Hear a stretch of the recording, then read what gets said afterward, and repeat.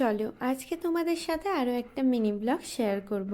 তো সারা রাত chia seed ভিজিয়ে রেখে আমি এরকম করে সকালবেলা খেয়ে নিচ্ছি, কারণ হঠাৎ করে আমার না অনেকটা ওজন গেইন হয়ে গেছে, আর সেই জন্য এখন ওয়েট লস করার পালা।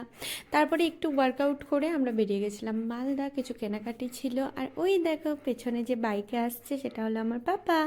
তারপরে আমরা প্রথমেই চলে গেছিলাম মোটরের দোকানে, ওখান থেকে মোটর কিনে নিয়ে তারপরে আমরা গিয়েছিলাম ট্রলি ব্যাগ কিনতে, কারণ সামনেই দিদির বিয়ে, দুটো ট্রলি লাগবে।